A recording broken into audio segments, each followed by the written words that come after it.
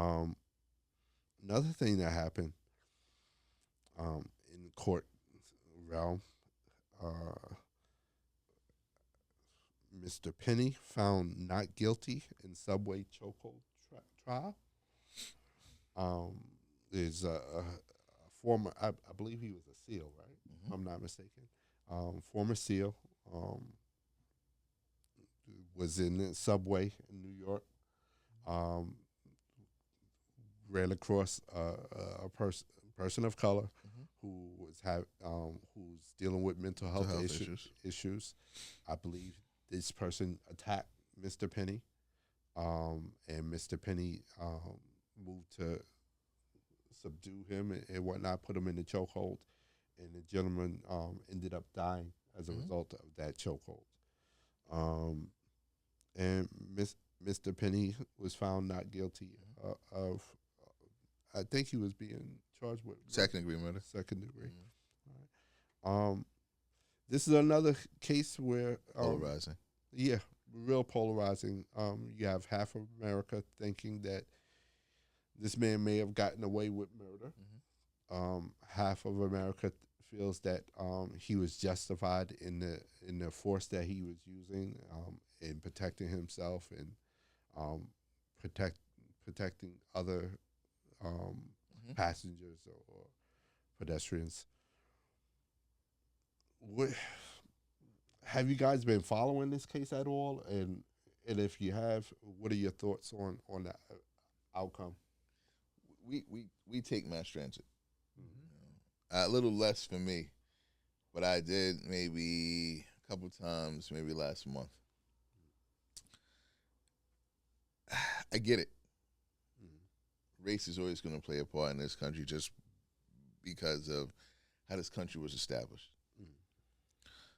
I fall differently on this one though. Like I'm actually in support because I think at this situation, I think some lives were saved. You had a pregnant woman. You had an emotionally disturbed person who shouldn't have been out whatsoever. Mm-hmm. This man needed help. He was receiving help, and he left willfully. That's either on the facility or on him. Dealing with people with mental health issues, it's erratic. The only thing I can say is him being a Navy SEAL in his training. You could say at one point when he's out, you might want to let go. Mm-hmm. Okay, but the defending people, I was all for it. You know what I mean? There's times where you're on the train and you see a couple wahoos that are acting up, and you're like, if it wasn't for my life, I would stop this right now. Like I want to intervene right now. Mm-hmm. People having mental health issues, like with just assisting them off the train, meaning doors open, I'm throwing them out, Mm-hmm. so we can have some like a decent ride because everyone's affected. But a guy just coming in, flipping hats, jumping in your face, it's a problem. So should he have lost his life? Of course not. So rest in peace there. We can't like I can't not take the race factor out of it. You know what I mean? So I get the frustration in that. Like African Americans have taken a lot of L's not getting justice for it. This one is for me. I'm not on it like that. But It's an unfortunate right. incident, and if we were all able to take risks out of it, we probably might come on it on the same side Mm-hmm. as you. As hey, you had a military man who saw a person with mental health issues acting out, being physically aggressive, with multiple at risk or vulnerable people, Mm-hmm. the pregnant woman and stuff like that, at risk. And hey, his combat training took Kicked over. in immediately. And now, to your point, hey, you might question, hey, The length of time. yeah, the length of time and the amount of aggression that he used to defend everybody. But because you're dealing with someone with mental health issues, it's so hard to judge or determine how much force is needed to actually subdue them or make them not a threat anymore. Because Perfect of point. I seen them eat tasers. I seen them come out of chokeholds and still that because of that state. You're absolutely right. So it's just an unfortunate situation, but I don't think Penny was wrong in this situation. You know what I mean? So I think if that is explained and touted, we're in a different situation right now. But I think since like we're so polarized, is that you have one side saying it's a race issue, and another side is saying that some might have race issue here, and saying that, you know, it's tough. Like I don't want to cross so many lines. Yeah. I just feel that Just want to be respectful. right. He reacted in a way which I'm okay with.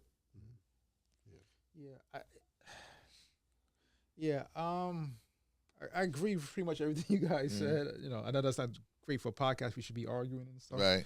But I understand what he did. I think he might have been a little overzealous at the end.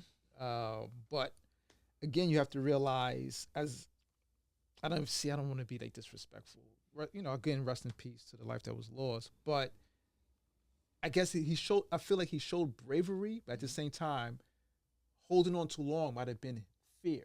You know what I mean? You can't underestimate that. Like, he's in a situation. So exactly. You know what I mean? Now, if the race was reversed, would this be the same outcome in the judicial system? I don't know. Like, I'm with you. Either way, yeah. I always want to, you know, I know it gets people a little antsy, whatever, but I always have to look at a race. As a black man in America, that's you got to. But yeah, as someone who commutes like daily into New York City, running into people with mental health issues is normal. That's crazy. Yeah, it's normal, and even you know, I just in conversation with people, I tell people all the time, I'm used to it, which is scary. You know, and I don't think I'm. You know, we all are. We were all raised to be aware of our surroundings. You know what I mean? Like, when I'm on a train, I pretty much need to have my back against the wall because I need to see anything that's going around. And I've seen knives pulled out on people. And mental health varies. Like, you might just say, "Oh, this person's having a bad day," or "This person is hood." No, that person has mental health issues. I've seen knives come out. You know what I mean? I've seen fights in the subway.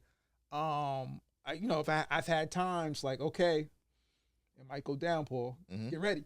You understand? You might have to square up because you don't know if this person might come to you. You have to defend yourself. And not only defend yourself, what you both make sense is defend yourself, yes. There's sheep that are there that can't defend themselves. Right. You have to neutralize a threat. And to what extent do you saying, am I neutralizing the threat? And to me, it's till they're not moving. You know what I mean? Like, you know what I'm saying? Yeah. Like, and that's probably what Officer Penny was thinking when he engaged the guy to neutralize the threat. Neutralize the threat, and especially, I'm assuming being a SEAL, hey, not moving means not breathing anymore. Yeah, and that's neutral. In certain situations, half measures could get you killed. Right. Yeah. So maybe absolutely. Maybe he had to take the full measure. You know what I mean? And in no way do I want to seem like I'm defending him or whatever, but I'm just trying to be realistic and put myself in somebody else's shoes. Yeah, we get it. Yeah. Put ourselves in his shoes. Yeah. You know what I mean? Like, put your sister there. Put your mother there. Right. You know what I'm saying? Put my wife there. Put my kids there. Right. I have to neutralize this threat. I'm not fighting him. I am neutralizing this threat. I'm thinking what I have to do. He probably thought 4 steps ahead as a Navy SEAL. Or anyone else who's thinking, what am I in this situation have to do to protect mine? And I think this is indirectly related to our previous conversation about healthcare, where mental health is a huge issue in New York City. Probably the whole world, but I know there's other, you know, there's other issues in the world, but I'm talking about the world I know. Yeah. When I see there just numerous homeless people and numerous people with mental issues in New York City, and it's getting out of control. Hopefully, this brings, and it definitely is going to bring more attention, but hopefully more attention and hopefully more solutions are tried to be reached by this unfortunate situation. Is normalcy the new matrix? I'm right here. I work in this city. Mm-hmm. And the mental health crisis we have in this city is ridiculous. Mm. So to see, I don't mean this in the wrong way, normalcy. Yeah. I feel like I'm not in. Maybe I should be. Maybe I'm the one that's outside of the real world, because you have so much mental health issues here. That is that the world, and it's my world, the outside. You know what I mean? It's getting that bad with the numbers. And know what the thing is? I think America has set itself up. Our history normally with mental health has always been mental health conditions or issues or stigmas, negative stigmas at that, and negative stigmas that you want to keep behind closed doors. You don't want to let anybody know about, and so you don't want to go get, i.e., you don't want to go get help. Mm-hmm. And now that we're recognizing mental health issues and stuff like that, the services out there are not available. There's not enough of them. I work at I do social work here in the city of Mount Vernon, and I know we have clients that'll be on a year-long waiting list just to see a therapist so they can get diagnosed and get some type of treatment or help with their issues and whatnot. It's broken. Yeah, and even when you have them do psychiatric holds, you'll see clients who need to be in long-term care being released after a week or two because Medicaid won't cover the rest of the expenses. Broken. And now that person is out in the street and poses a danger not only to the public but to themselves. And because we haven't, as a nation, really talked about mental health issues or how to deal with mental health issues, the average citizen is not equipped to be able to de-escalate or help a person that's going through mental health issues or episode properly. And we don't even know, who do we call? Do we call 911? Do we call the hospital? Do we? Social, it's just yeah. So sad thing, man. Yeah. So the pending cases is a sad situation all the way around, and there's no winners. I think Mr. Penny having to have to take someone's life as a civilian and being put in that position where, hey, he probably feared for his life and the lives of his fellow passengers. That's a terrible situation for the young man that lost his life because he was going through a mental health situation and couldn't get the help that he needed or the medication that he needed so that he could live a stable life and not pose a danger to everybody.